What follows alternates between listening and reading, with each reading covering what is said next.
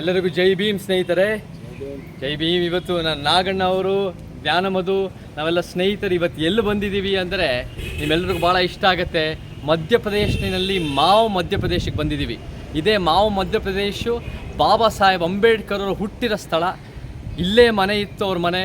ರಾಮ್ಜಿ ಸಕ್ಪಾಲ್ ಅವ್ರ ತಂದೆ ಆಗಿರ್ಬೋದು, ಅವ್ರ ತಾಯಿಯವ್ರ ಜೊತೆ ಇಲ್ಲೇ ಹುಟ್ಟಿರೋ ಜಾಗ. ಇವಾಗ ಅಂಬೇಡ್ಕರ್ ನಗರ ಅಂತ ಇಟ್ಟಿದ್ದಾರೆ ಹೆಸರು. ಈ ಒಂದು ಟ್ರಸ್ಟು ಭಾಳ ಅದ್ಭುತವಾದ ಜಾಗ ಮಾಡಿದ್ದಾರೆ ಮಧ್ಯಪ್ರದೇಶದಲ್ಲಿ. ನಾವು ಕೂಡ ಈ ಜಾಗಗಳ ಮುಂದೆನೂ ಭೇಟಿ ಮಾಡಿ ಬಾಬಾ ಸಾಹೇಬರ ಸಮಾನತೆ, ನ್ಯಾಯ, ವೈಜ್ಞಾನಿಕತೆ ಕರ್ನಾಟಕದ ಮೂಲೆಗೂ ಮತ್ತು ರಾಜ್ಯದ ದೇಶದ ಮೂಲೆಗೂ ಪರಿಚಯ ಮಾಡಬೇಕು. ಇವತ್ತು ಭಾಳ ಅರ್ಥಪೂರ್ಣವಾದ ದಿನ. ಸೆಪ್ಟೆಂಬರ್ 17 ತಂದೆ ಪೆರಿಯಾರ್ ಹುಟ್ಟಿರೋ ದಿನ.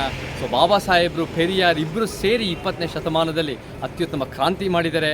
ಅದೇ ರೀತಿಯಲ್ಲಿ ನಾವು ಮಧ್ಯಪ್ರದೇಶಕ್ಕೆ ಯಾಕೆ ಬಂದಿದ್ದೀವಿ, ನಾವು ಜ್ಞಾನಮಧು ಸ್ನೇಹಿತ ಮತ್ತು ನಾಗಣ್ಣವರು ಮತ್ತು ನಾವು ಬಂದಿರೋದು ಮೇಧಾ ಪಟ್ಕರ್, ನಮ್ಮೆಲ್ಲರ ಮಾರ್ಗದರ್ಶಕರು ಮೇಧಾ ಪಟ್ಕರ್ ಅವರು ನರ್ಮದಾ ವ್ಯಾಲಿನಲ್ಲಿ ಏನು ಪರಿಸರವಾದಿಯಾಗಿ, ಆದಿವಾಸಿ ಹಕ್ಕುಗಳ ಪರವಾಗಿ, ಬಹುಜನರ ಹಕ್ಕುಗಳ ಪರವಾಗಿ, ಭೂ ಹಕ್ಕುಗಳ ಪರವಾಗಿ ಏನು 50 ವರ್ಷ ಶ್ರಮಿಸಿದರೆ ಅವ್ರ ಜೊತೆ ಕೈ ಜೋಡಿಸಿ ನಾವು ಒಂದು ರೀತಿ ನಾವೆಲ್ಲರೂ ಜೊತೆಗೆ ಸೇರಿ ಈ ಪರಿಸರದ ನಾಶ ಏನು ಈ ಬಂಡವಾಳಶಾಹಿ ವ್ಯವಸ್ಥೆಯಲ್ಲಿ ಈ ಸರ್ಕಾರಗಳು ಮತ್ತು ಬೇರೆಯವರು ಧ್ವಂಸ ಮಾಡ್ತಾ ಇದ್ದಾರಲ್ಲ ಪರಿಸರದ ಮೇಲೆ, ನಮ್ಮ ಮೇಲೆ ನಾಶ ಮಾಡ್ತಾ ಇದ್ದಾರೆ, ನಮ್ಮ ಭೂಮಿ ಮೇಲೆ, ಅದನ್ನು ವಿರೋಧ ಮಾಡೋಕ್ಕೆ ನಾವೆಲ್ಲರೂ ಸೇರಿದ್ದೀವಿ.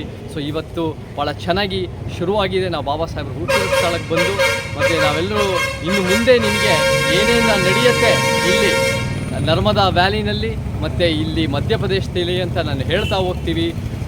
ಜೈ ಭೀಮ್. ನಮಸ್ಕಾರ ಸ್ನೇಹಿತರೆ. 800 ವರ್ಷಕ್ಕೆ ಹಿಂದೆ ನಮ್ಮ ಬಸವಣ್ಣ ಅವರು ಈ ಸಮಾನತೆನ ಶುರು ಮಾಡಿದರು.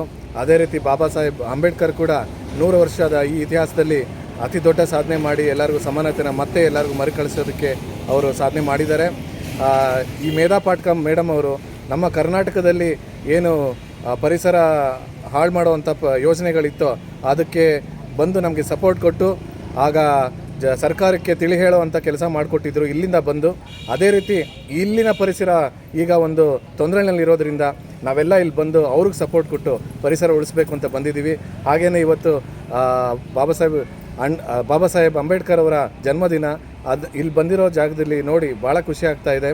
ಸೊ ನಾವು ಬಸವಣ್ಣನವ್ರನ್ನ ನೆನೆಸ್ಕೊತ, ಬಾಬಾ ಸಾಹೇಬ್ ಅಂಬೇಡ್ಕರ್ ಅವ್ರನ್ನ ನೆನೆಸ್ಕೊತ ಖುಷಿ ಪಡೋಣ.